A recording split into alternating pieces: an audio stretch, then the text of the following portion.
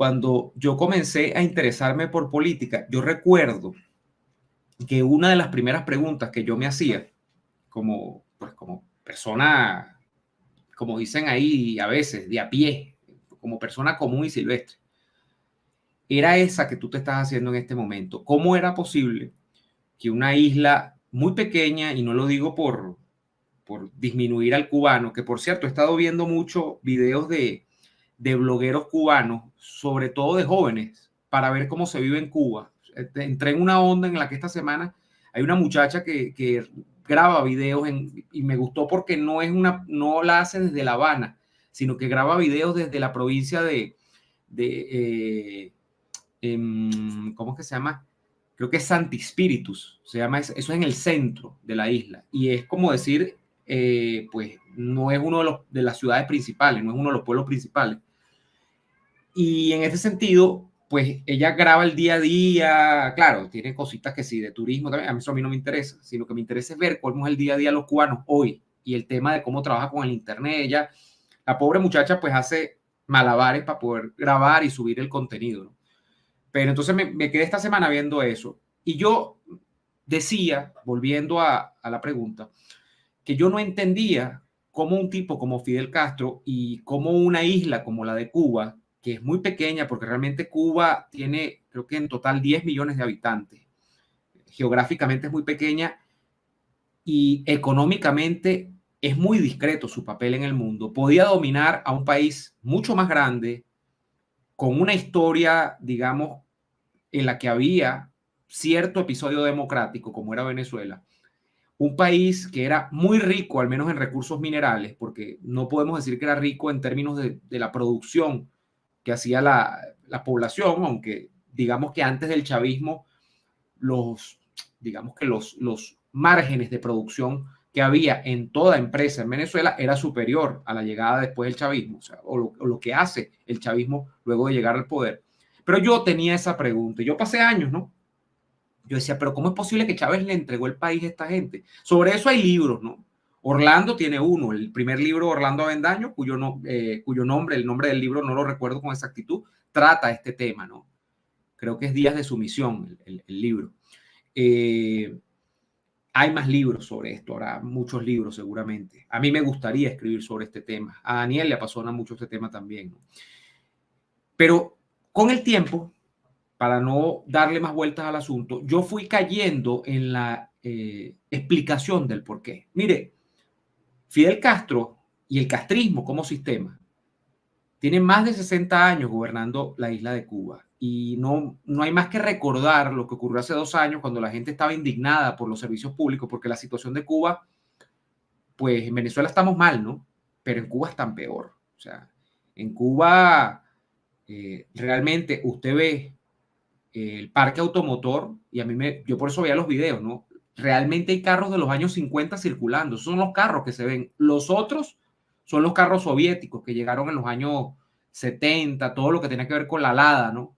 Sobre todo, las camioneticas Niva y los carros Lada, que son de la Unión Soviética, malísimos. Pero bueno, ahí están andando en Cuba. El único sitio donde están este tipo de carros. Yo no sé si en Europa del Este todavía queda un remanente, pero en todo caso, no es Venezuela como Cuba. Cuba está mucho más atrasada que Venezuela en muchos sentidos, ¿no? Aunque Venezuela, por supuesto, que no tiene nada que disputarle a países que tienen más o menos su misma importancia en la región, e incluso menos importancia, como podría ser un país como Ecuador, que ahorita está tema caliente, ¿no? Y yo aquí no estoy hablando de si son buenos o malos los ecuatorianos, si me caen bien, me caen mal. Estoy hablando de la importancia geopolítica, económica que tienen los países. Venezuela es un país económicamente más importante que Ecuador, esa es la verdad. Hay otros países de la región más importantes que Venezuela: Argentina, Brasil, México, el propio Chile. Son países que económicamente son más importantes. La propia Colombia podría ser incluso en este momento, no lo fue antes. Pero entonces, lo que les quiero decir es que yo, al tiempo, yo dije, caramba, Fidel Castro tiene o tenía en aquel momento, no sé, 40 y tantos, 50 años en el poder, y después generó una continuación de eso. Y ahí están los cubanos aguantando aquello, y ahí están los cubanos pasando penalidades, y ahí están los cubanos asumiendo que ese es el día a día y que no hay otra cosa que hacer. Bueno, sí, agarrar una tripe caucho, agarrar 4 palos de madera, improvisar una balsa e irse a las costas de la Florida en los Estados Unidos, ¿no? En una época, además este tema se convirtió en todo un shock porque, bueno, todo lo que ustedes saben que pasaba con los tiburones y tal, y yo recuerdo que yo era pequeño, yo pensaba en eso, ¿no? Pobre gente, se tira para que se la coman los tiburones. Pero bueno, eso es Cuba. Al final del cuento, Fidel Castro logró, de alguna manera, con Chávez, un pupilo. Y Chávez logró con Fidel Castro tener la fuente de conocimientos de cómo dominar un país, aun cuando ese país te odiara, aun cuando tú nunca fueses mayoría en ese país. Chávez fue mayoría en este país, probablemente en sus primeros años de gobierno. Después Chávez fue paulatinamente incrementando su repudio popular. Sin embargo, seguía en el poder y sin embargo ahí está Nicolás Maduro. Ha seguido en el poder.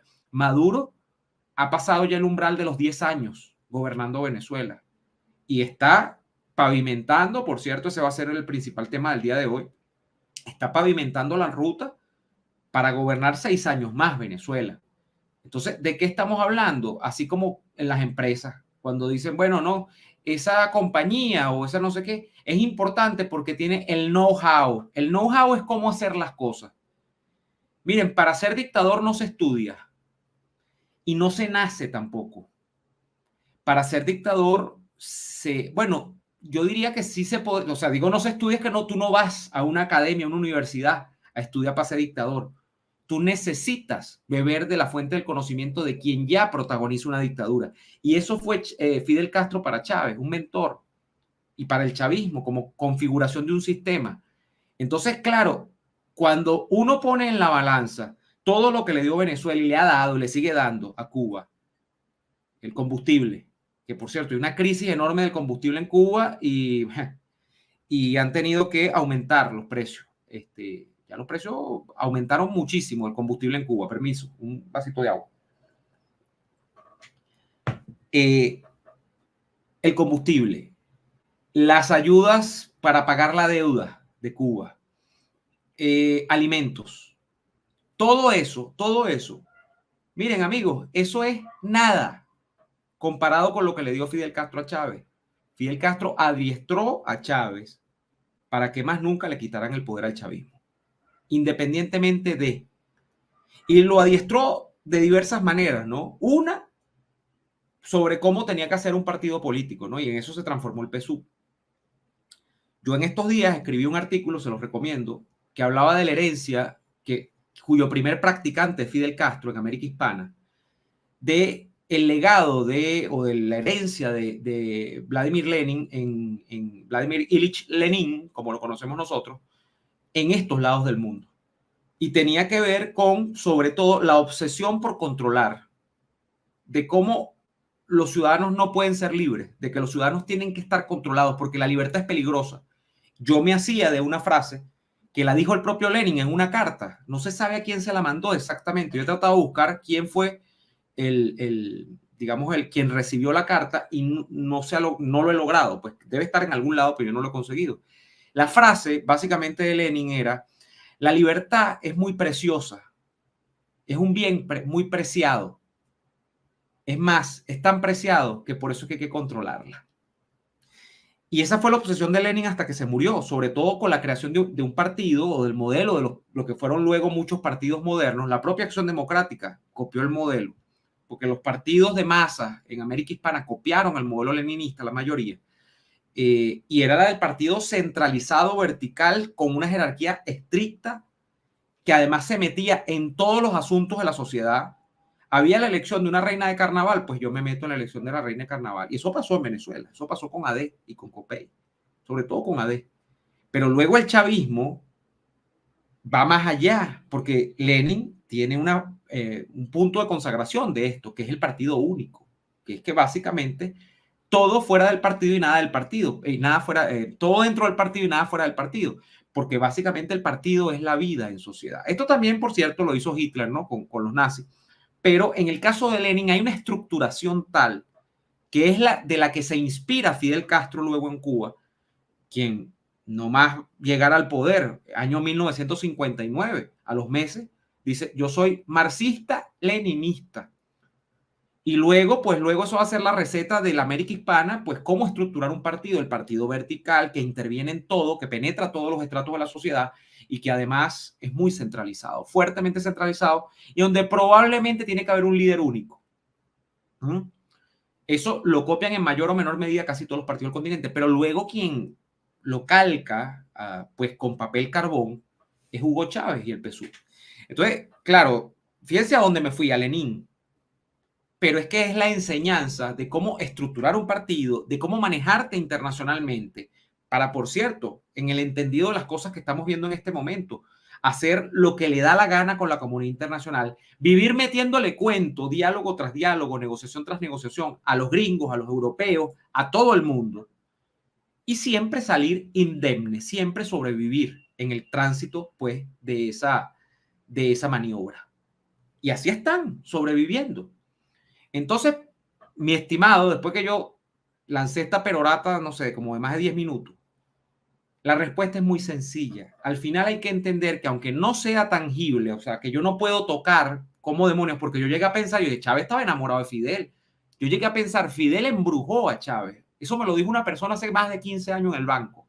No, Chávez era bueno hasta que fue para Cuba. Lo que pasa es que en Cuba hay mucha brujería. Y vino Fidel, me acuerdo que la señora hacía así. Vino Fidel y hizo y le sopló la cara, y es que le echaron una vaina, y Chávez quedó prendado desde ese momento de Fidel. No hay que acudir a la explicación esotérica, no hay que buscar a Cristo por los rincones, ni a los gatos por las ramas.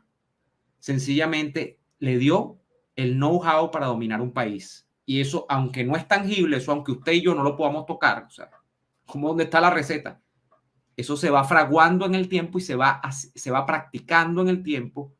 Y mire, se ha ido materializando. Venezuela 25 años ya en este macán. Entonces, eso a cambio de básicamente darle control político del proceso, una buena parte del control político del proceso, de financiar una revolución cubana absolutamente degradada y en ruinas. Eso a cambio de dar lo que quiera el Partido Comunista Cubano y el castrismo, ¿no? Y ahí estamos.